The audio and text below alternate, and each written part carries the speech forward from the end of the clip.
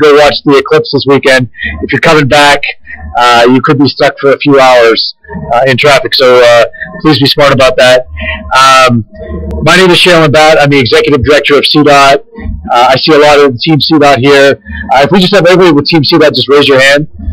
All right, so thank you very much. We have I would say we want to be the best DOT in the country, and I know we definitely have the best people working here. One of our commissioners is here, Kathy Golan, been a big supporter of our efforts in technology. I always say that a DOT exists for two reasons: to save lives and to make people's lives better. I was a deputy in Kentucky. I was a secretary in Delaware. I was at the Federal Highway Administration, and now here in Colorado. I think that DOTs across the country want to save lives and make people's lives better. I remember I was in Texas about a year ago, and I was talking to one of my colleagues there, and they said that they were losing one crash truck a week. Now, we say a crash truck, we mean a crash attenuator truck, an impact attenuator truck. And I just thought to myself, wow, one a week. I'm back. It's the mic I actually need to talk to. So they were losing one a week. In Colorado, we have about 6 a year of our crash trucks that get hit. And I know there's a lot of people out there who are concerned about automation and what it means for the future. But these are jobs that we actually do want to get people out of. We don't want human beings sitting in a truck. And I see one of our state patrol here. We also have had a couple of state troopers who have been killed the last couple of years on our highways. And one of the discussions that we had is there a way that we can look at some crash trucks to help them out? And so there's multiple facets here of how we save lives with this technology.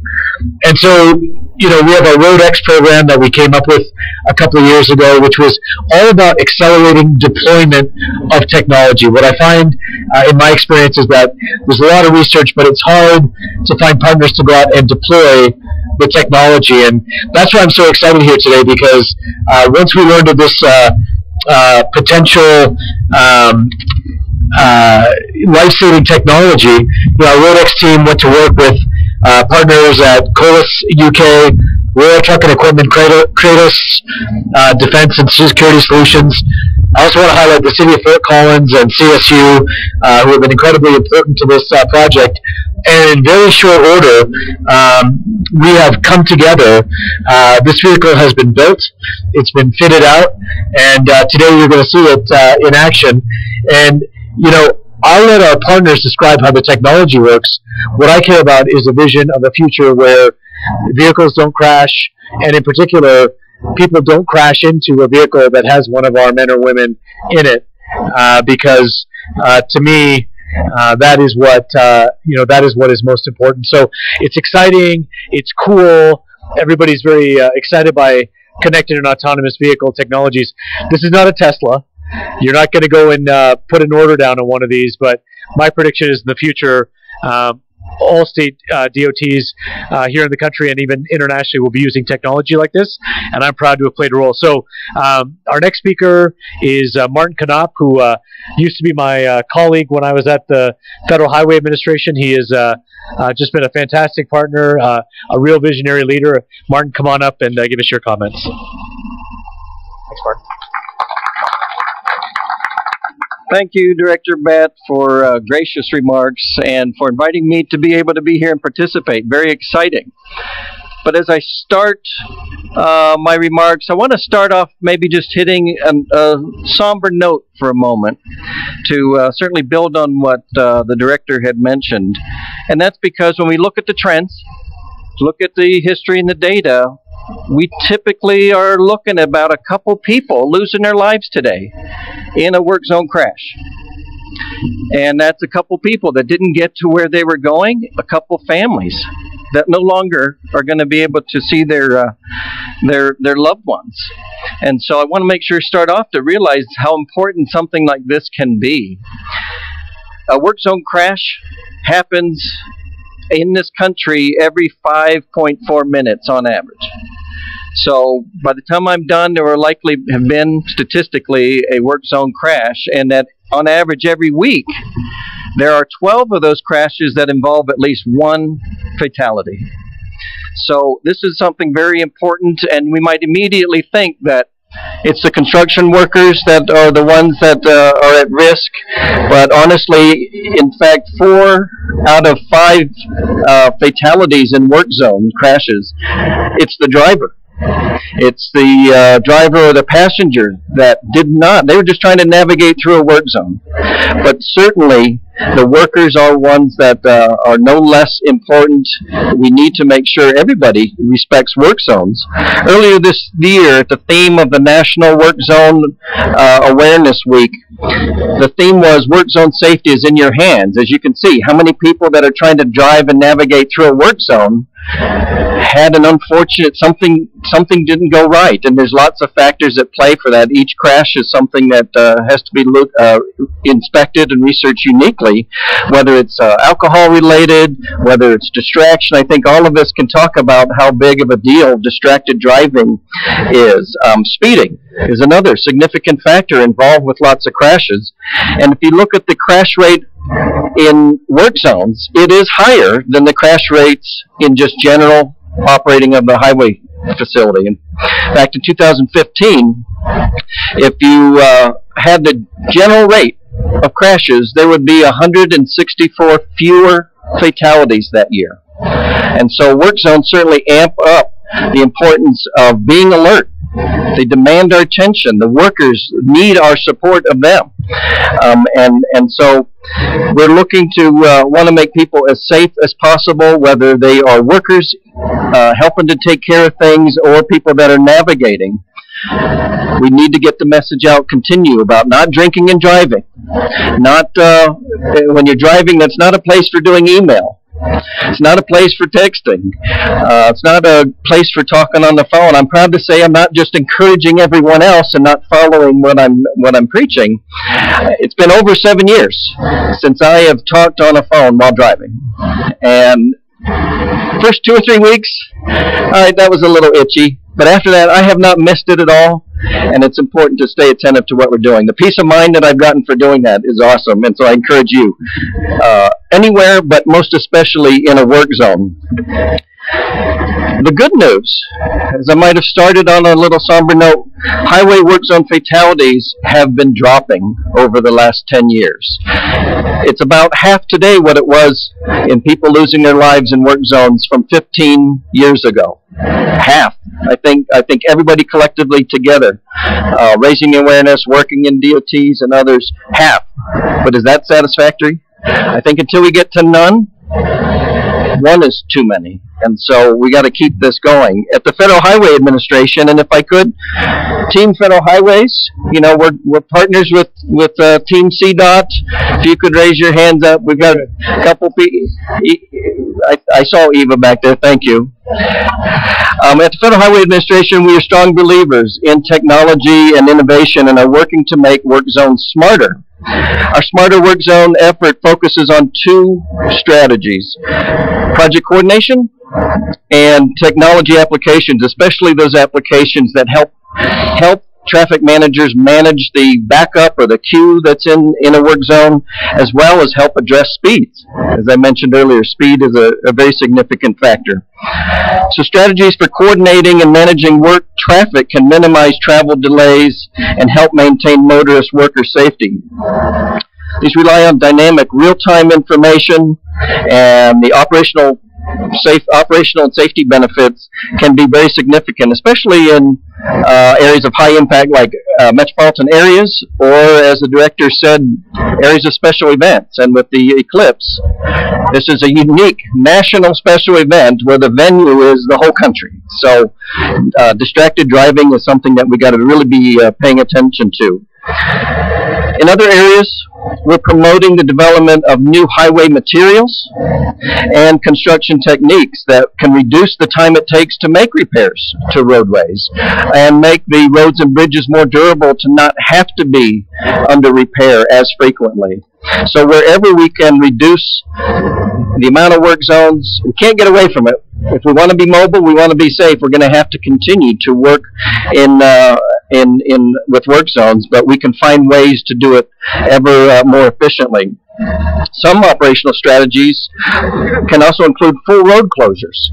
Like get in, get out, and close the road for a certain time. It only applies in certain areas, just like a surgeon. In some operations, it's better to put somebody under while they do that, and other times they can do it outpatient. Same with times that leaders will look and say, how can we best manage the impacts? Federal Highways, we have several programs designed to support states as they work to protect motorists and the worker. Our Work Zone Management Program is focused on promoting such innovations that improve safety for both highway workers, the traveling public, reducing congestion, construction-related congestion, and help agencies get projects done quickly and at less cost. This fall, we will kick off our Work Zone Data Initiative, which will improve how we deal with information on work zone activity toward the goal of getting that information to the public and into the hands of traffic managers to have stronger tools for helping to manage work zone impacts. We have many tools in the toolbox. We didn't invent them all.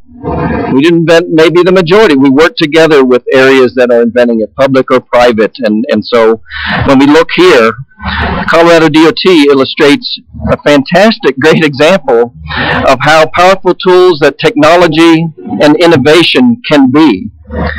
With its RoadX program, Director, I commend you and your department, Team CDOT, and others for bold vision and commitment to innovative technology and partnerships. You didn't do this in a vacuum. You worked at how you can find the right players and work together with partners to make a difference in saving lives and improving efficiency. Through the program, CDOT is launching the Autonomous Truck-Mounted Attenuator as a pilot project that helps show what self-driving technology can do in the right application. It effectively eliminates the need for a driver in the vehicle, taking them out of harm's way. So while work zone safety is in your hands is the theme for everyone that's traveling, here's a technology where not having hands on the wheel to help better protect the workers who are working on this. So the Federal Highway Administration, we are very excited to see such progressive thinking and approaches such as this. I'd like to close by thanking the thousands of men and women working on America's highways this summer. They're putting their lives on the line for us so that people get home safely. America's highway workers roll up their sleeves to do some of the tough work in the hottest conditions, the cold, freezing conditions, the hardest, most thankless work sometimes just feet away from active traffic. So we need to remember that they are working hard so that our families, our neighbors, our communities are getting home or getting to where they need to be safely. And we need to make sure we do the same for them. The best thanks that we can show them is coming up to a work zone, being as attentive and courteous as possible, being mindful of our speed, helping to make sure we get home safely and the workers get home safely. So safe highways depend on safe drivers. So let's remember work zone safety is in your hands. And very excited to be here. Thank you.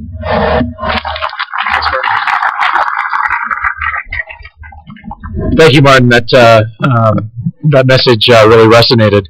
You know, as I was pulling up in here down the street, I saw all of these people like flooding across the street. I thought, wow, it's going to be a much bigger event than I thought. And I realized it's move-in day for the college. I was like, maybe, but it's a good crowd, but maybe not as all the hundreds of people I thought it might be.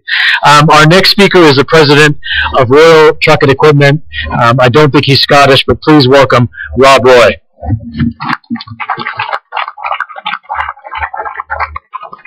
Thank you. Well, what an honor. Thank you all for coming out today. As the gentleman said, my name is Rob Roy. I'm here with my team with Royal and manufacturer with Kratos. So without their support, this certainly would not have happened today. Maynard is a business director for Kratos, and Kratos has been an amazing partner for the past 3 years, and it's been a long time coming, but this day has finally come. Today is very special for all of us at Royal Truck and Kratos, and we are very honored to be a part of this historic event. A little bit about Royal. We are a small truck manufacturing company with 2 facilities in the state of Pennsylvania. We started back in the mid-'80s with a big ambition of building a business that could make a difference and living the American dream.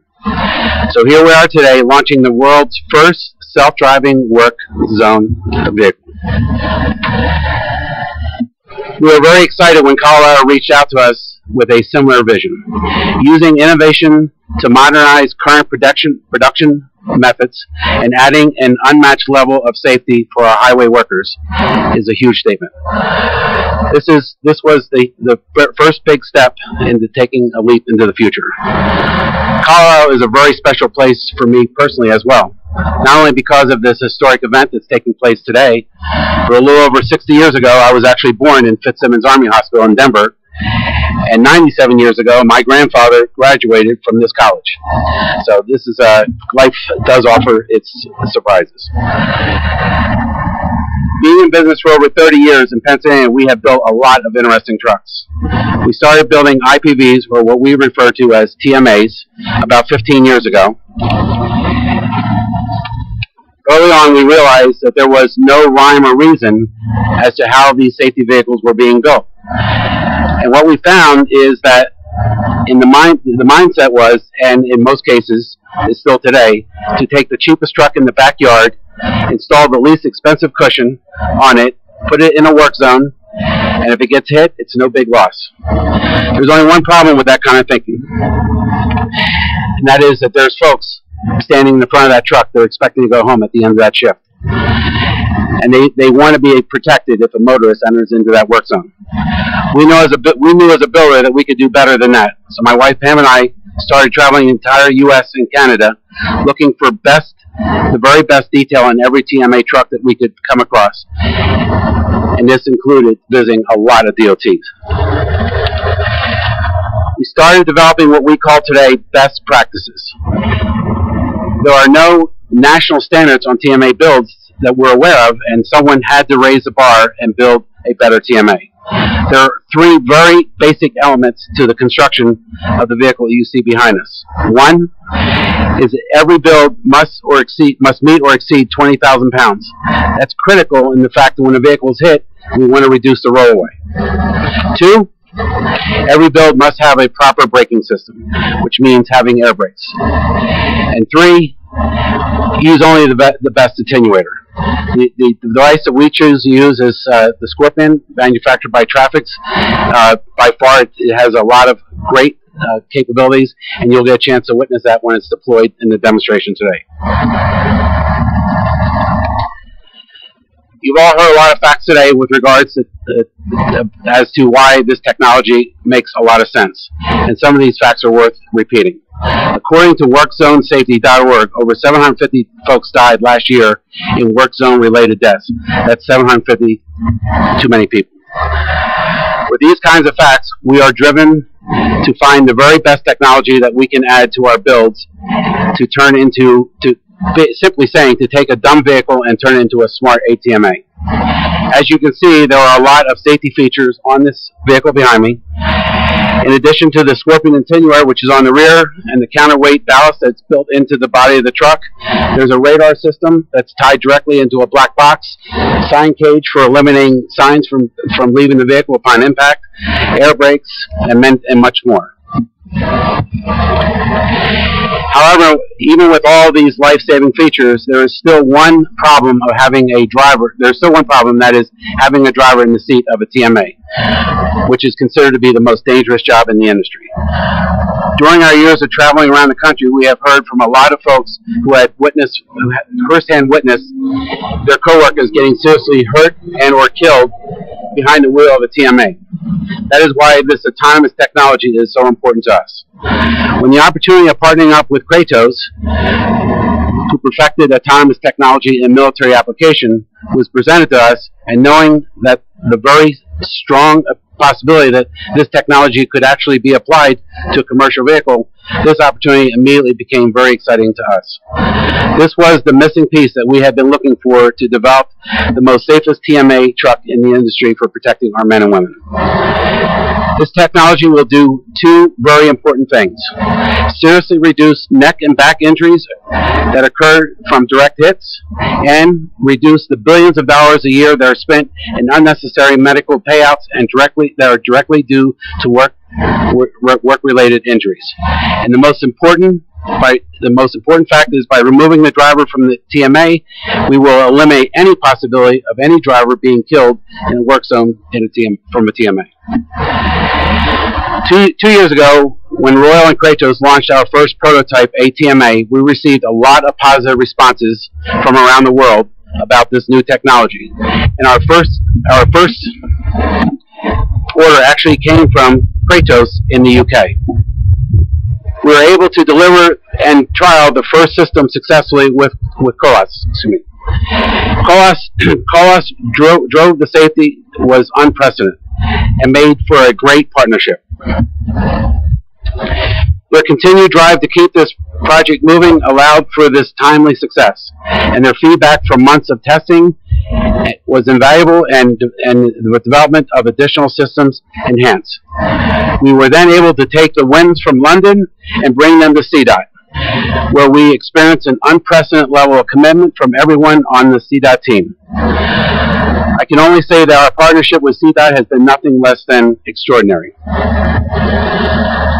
CDOT's vision of an AIPV, Autonomous Impact Protection Vehicle, is an important component to the improvement of safety to all the roadside workers. We see this game-changing technology as a key enabler not only to enhancing safety, but also making significant improvements to the efficiency of all operations. We salute CDOT in their vision, and